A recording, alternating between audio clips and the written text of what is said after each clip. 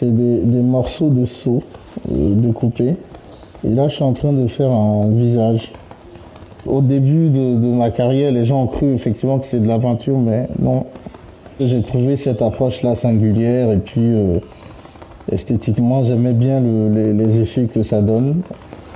Hello Brut, bienvenue chez moi, je suis Saint-Étienne Yanzi, je suis artiste peintre.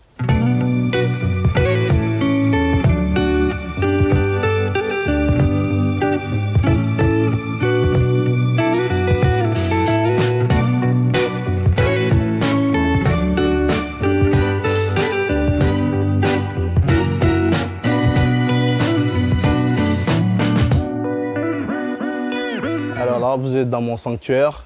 Hein. C'est là qu'on passe la majeure partie du temps à papoter et puis à réfléchir, à penser. Là, c'est les tableaux que j'adore particulièrement parce que je les ai réalisés à la faveur de la Biennale de Venise l'année dernière. Et oui, je suis connecté à ces tableaux-là. C'est la série Colloquium. Je fais un travail, moi, à la base sur l'identité ou les questions identitaires. Et cette série, en fait, mettait en lumière la place de l'histoire dans le développement psychologique et identitaire des sociétés humaines. Suivez-moi, on va à mon atelier. J'ai bien besoin, moi, souvent, d'avoir une vue sur le paysage.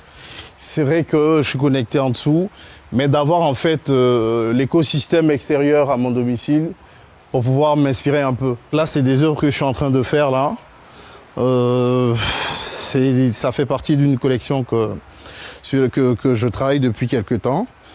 Et je crois qu'elles vont être exposées très très bientôt quelque part. Elles sont créées, mais je n'ai pas encore leur destination finale. Je travaille aussi avec des matériaux de récupération. Vous voyez les tuyaux de canalisation, les PVC. Et comme je le disais, c'est important pour moi d'utiliser aussi, il y a du plastique, vous voyez là. Donc c'est des matériaux de récupération, du plastique qu'on fait fondre aussi. Voilà. Donc vous reconnaîtrez ces éléments-là parce que c'est des éléments qu'on retrouve en société. Donc les bidons pour puiser l'eau là. Chez moi, la création, le dessin, la peinture, tout ça, c'est des choses en fait qui sont créées, mais avant d'être créées, elles sont pensées. Je me demande comment ils vont le ressentir quand je présente une œuvre à Paris, comment elle aura un impact sur les gens et est-ce que ça peut parler à des gens à Hong Kong, à Tokyo, à Pékin, à New York. Donc je me dis, avec mon art à moi, voilà, je suis africain, je suis ivoirien. Qu'est-ce que je vais apporter? Et quelquefois, je me dis, faut toucher les choses qui vont pas aussi. Faut toucher les choses qui vont pas aussi pour que les gens puissent prendre conscience de cela. Et c'est ça, pour moi, le rôle d'un artiste. J'ai toujours vu que pour qu'un art puisse atteindre son plein potentiel, il fallait le transmettre. C'est pour ça que je suis devenu professeur.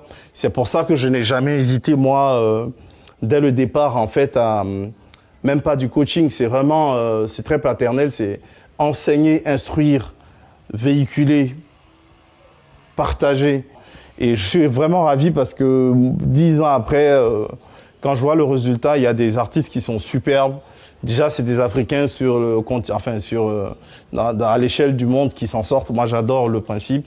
Et puis, c'est aussi en fait une école artistique, une philosophie artistique africaine ivoirienne. Le plus important, c'est ce qu'on laisse. Et moi, je serais fier de voir tout ce que j'ai pu construire avec ce qu'on m'a donné. Je serais ravi de le voir en fait être porté par des générations qui vont faire grandir.